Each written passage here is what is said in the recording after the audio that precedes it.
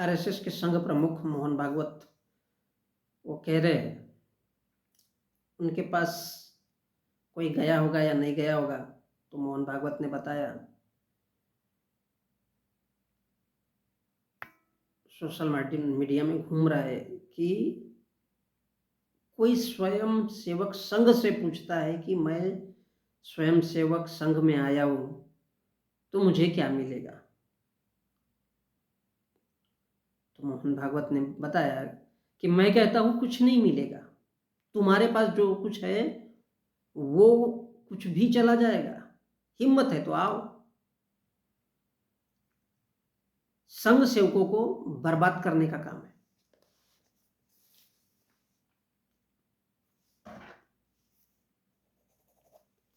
बर्बाद करने का काम है, देश को आजाद करने का काम है।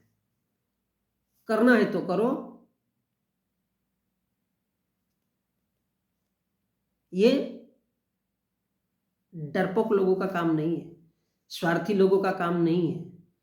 स्वार्थ मन में है तो संघ से दूर रहो, उसमें तुम्हारा भी भला है, हमारा भी भला है। ये मोहन भागवत जी कहते हैं। तो पहली चीज है, उनके पास कोई आया होगा कि भाई मैं संघ सेवक लोगों से पूछता हूँ कि आया हूँ संघ में तो मेरे को क्या मिलेगा। तो मोहन भागवत जी बोलते हैं कि कुछ नहीं मिलेगा। वो ये बताना चाहते हैं कि हम पहले से नहीं बताएंगे, लेकिन तुमको ऐसी ऐसी चीजें मिलेगी जिसके बारे में तुम कभी कल्पना नहीं कर सकते, लेकिन उसके पहले तुमको ट्रेनिंग लेनी पड़ेगी। इसलिए वो बोलते कि कुछ नहीं मिलेगा। भाई दूर से कैसा दिखेगा, कैसा पता चलेगा। अब वो सेकंड लाइन बोल रही कि तुम्हारे पास जो कुछ है वो भी चला जाएगा। अर्थात अगर तुम इंजीनियर हो, डॉक्टर हो, वकील हो,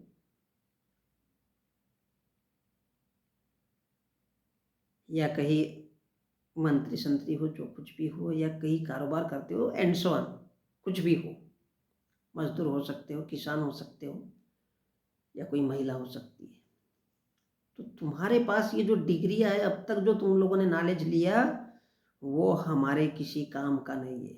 इसलिए वो क्या बोल रहा है कि तुम्हारे पास जो कुछ है वो कुछ सब चला जाएगा। सॉरी, वो सब कुछ चला जाएगा, वो किसी काम का नहीं रहेगा। भाई हम जो बोलेंगे, आरएसएस जो पढ़ाएगा, हमारे केडर में जो पढ़ाया जाएगा आरएसएस की, वो तुमको सीखना है। जाहिर सी बात है, हम भी अपने घर में रहते हैं, माँ बाप के संपर्क में, तो माँ बाप बोलते हैं नहीं बेटा स्कूल जाओ। अभी स्कूल में जो पढ़ा है वो बोलेगा कि मंदिर पढ़ो तो मंदिर पढ़ना पड़ेगा, क्योंकि वो शिक्षक है और वैसा ही बनेंगे हम। तो सेम चीज एज इट इज। तो तुम्हारे पास जो कुछ है वो भी चला जाएगा। जो कुछ भी तुम्हारे पास रखा रहेगा, ज्ञान नॉलेज, ये वो सब तुमको बोलना पड़ेगा। वो तुम्हारे किसी, हमारे लिए किसी काम का नहीं रहेगा, वो तुम्हारे काम का है, और उसको भी अब के बाद भूल जाओ, और हिम्मत है तो फिर आओ। तो संघ सेवकों को बर्बाद करने का काम है। अब यहाँ पर सवाल उठता है कि बर्बाद करने का काम है, मतलब संघ सेवक क्या करता है? संघ सेवकों को बर्बाद करने का काम है। यानी संघ सेवक क्या करता है? बर्बाद करता है। क्या बर्बाद करता है, ये सवाल है। तो बर्बाद करने का मतलब सीधा सा है, तुम्हारी कोई भी सभ्यता होगी, आज तक तुमने जो कुछ भी पढ़ा लिखा होगा उससे कोई लेना देना नहीं है। तुमको आज के बाद यहाँ जो सिखाएगा, बर्बाद करने का काम क्या है। फॉर एग्जाम्पल, आज हमारे देश में संविधान है, लोकतंत्र है, जिसको हम सभी मानते हैं। आरएसएस उसको नहीं मानता, क्योंकि आरएसएस पूरी तरह से हिटलर की आइडियोलॉजी पर डिपेंड है, और इसलिए आरएसएस ने अपना, हमारा स्वास्तिक चिन्ह हमारे देश का, उसको दे दिया कि बोलिए तुम यूज करो। और हिटलर के नाम से बहुत खुश होता है आरएसएस, क्योंकि हिटलर अपने आप में एक थ्योरी है। हिटलर अपने आप में एक थ्योरी है, मतलब जो हिटलर ने किया था वहां पर 60 लाख लोगों को मौत के घाट उतारा था, उससे भारत का आरएसएस बड़ा खुश रहता है। क्यों खुश रहता है? क्योंकि आरएसएस भी यही चाहता है कि भारत में जो लोकतंत्र के मानने वाले लोग हैं वो लोकतंत्र को नहीं मानना चाहिए, इसलिए वो मंदिर की तरफ मुड़ना चाहिए, और वो पूरा का पूरा जो फंडा है वो उसी प्रकार से उन्मादी स्वरूप में भारत के लोकतंत्र से लोगों ने नफरत करना चाहिए। क्योंकि लोकतंत्र बराबरी की बात करता है। आपका धर्म कुछ भी हो, भारत का लोकतंत्र कहता है कि आपका धर्म कुछ भी हो, आप छोटे बड़े सब मिला करके एक लाइन में बैठिए, एक साथ बैठिए उठिए, एक साथ खाना खाइए, और सबके लिए नौकरी है तो सभी के, चाहे वो SC ST OBC हो, कुछ भी हो, सभी को बराबर होना चाहिए। और आरएसएस संविधान को नहीं मानता तो किसको बर्बाद करने का काम है? संविधान को बर्बाद करने का काम है। लोगों को क्या है? धार्मिक रूप से डिवाइड करने का काम है, और यही संघ का काम है। कभी मंदिर के नाम पे, कभी धर्म के नाम पे, कभी एजुकेशन के नाम पे, कभी आरक्षण के नाम पे, कभी जाति के नाम पे, ये जो तमाम प्रकार के, कभी महिला के नाम पे, ये जो तमाम प्रकार के मुद्दे हैं, इन सारों के पीछे एक दूसरे को रगड़ते रहना, एक दूसरे को लड़ाना। इसलिए मोहन भागवत ने ये शब्द यूज किया कि स्वयं सेवकों को बर्बाद करने का काम है। किसको बर्बाद करने का? समाज को, लोगों को। और यदि तुम उस बात को समझोगे, मानोगे, लाल डायरी को, तो फिर तुम देश को आजाद करने का काम है। यानी इससे क्या होगा? तुम देश को आजाद कर रहे हो, तुम हिंदूवाद की बात कर रहे हो, लोकतंत्र की बात नहीं करना है तुमको। तो ये क्या है? ये उनके हिसाब से देश को आजादी है। अब जो लोकतंत्र में लोकतंत्र को मानता है तो स्वाभाविक है पढ़ाई लिखाई उसकी बात करेगा।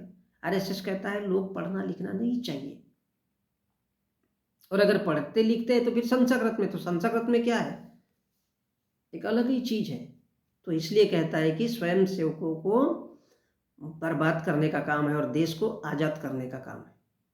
भैया तुम हिंदू के लिए काम करोगे तो वो उनके हिसाब से देश के लिए आज़ादी हुई। अब जो लोकतंत्र के लिए काम करेगा वो सबके लिए बराबर है, चाहे वो मुसलमान हो, चाहे हिंदू हो, चाहे और भी कोई ईसाई फिसाई हो।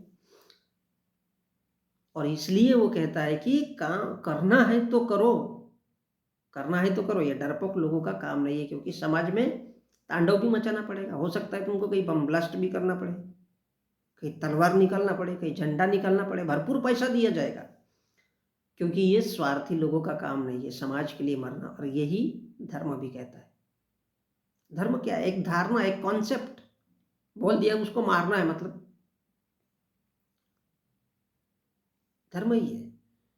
तो स्वार्थी लोगों का काम नहीं है, और जिसके मन में स्वार्थ है तो भाई तुम भी संघ से दूर रहो, इसमें तुम्हारा भी भला है और हमारे भी। तो हमारे पास में वही लोग आने चाहिए। कैसे लोग? अभी पूना में दो मुस्लिम पकड़े गए, एक का उम्र कुछ 45-47 साल था और एक का 25 साल।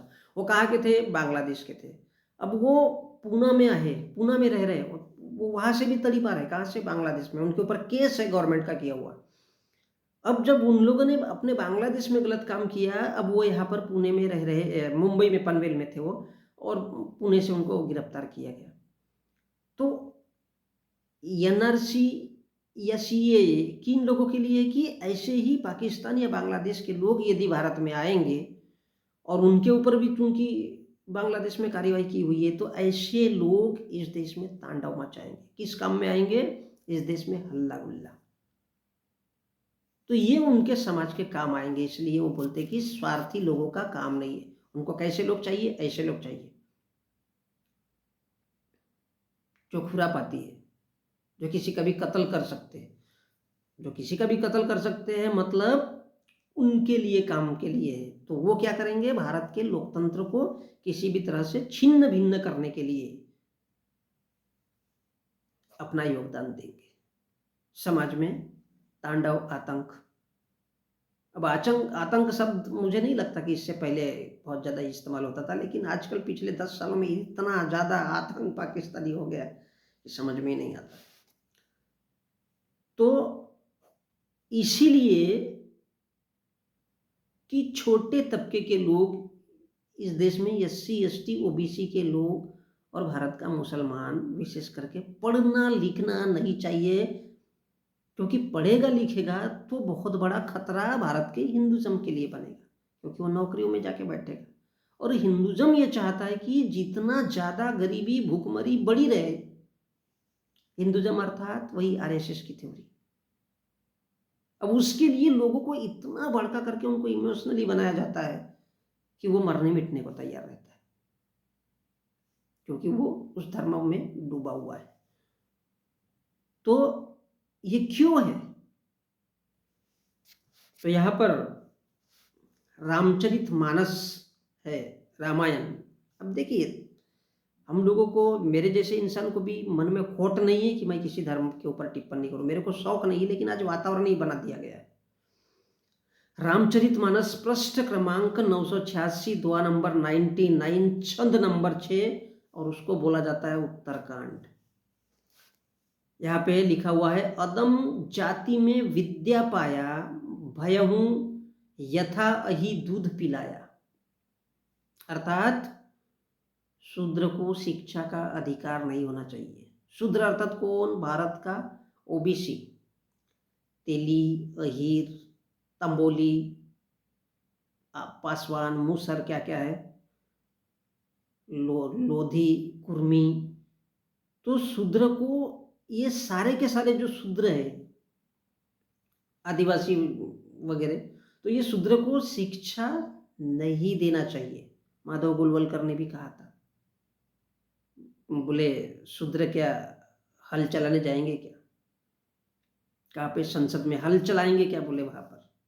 इसलिए तो आज की डेट में तमाशा होता है। तो शूद्र को शिक्षा नहीं मिलना चाहिए। उसके लिए उन्होंने लिखा है कि जिस प्रकार सांप को दूध पिलाने से वो खतरनाक हो जाता है, क्योंकि उसको नशा चढ़ जाता है, वो उसके लिए एक प्रकार से जहर है। तो जिस प्रकार सांप को दूध पिलाने से वो खतरनाक हो जाता है, उसी प्रकार अधम जाति में, उसी प्रकार शूद्र को शिक्षा देने से क्या होता है? वो खतरनाक हो जाता है। अगर वो विद्या पाया तो, शिक्षा पाया तो। अधम जाति, अधम और अधर्म यानी दूसरा धर्म वाला, या फिर अधर्म, अधम। अधम यानी किसको बोला जाता है? राक्षस, वही मतलब है अधर्म का भी। दूसरा शूद्र, उसको कभी भी शिक्षा नहीं मिलनी चाहिए। और इसलिए यहाँ पर बड़ी खूबसूरती से कहा गया है कि बर्बाद करने का काम है। आज बर्बादी किस बात की है? नरेंद्र मोदी को जब वोट लेना होता है तो नरेंद्र मोदी बार बार कहता है कि हमको ये करना है, वो करना है, वो करना है, लोक लुभावन बात और बात में, क्योंकि हमारे देश की जो जनता है बड़ी अलग मिजाज की है। तो ये बात है, संघ सेवकों को बर्बाद करने का काम है। और उनका टारगेट, बार बार नरेंद्र मोदी ये उंगली उठाता है, उसका मतलब ये है कि भारत का लोकतंत्र को मैं इस पे नहीं काटता, मैं नहीं समझता कुछ भारत के लोकतंत्र को। इस प्रकार इतनी गहरी गहरी जड़ें जमा चुका हूँ हर एक चीज में, चाहे वो ग्लोबल वार्मिंग हो यानी भाषा का क्षेत्र हो, चाहे वो वित्तीय क्षेत्र हो। कितने क्षेत्र तक बोलोगे भैया? 10 साल का समय, और उनके छोटे मोटे नामी गिरामी लोग है ही। अब कौन से सब्जेक्ट पर बोलोगे? क्योंकि उनके पास बिगाड़ने के लिए पूरा देश है।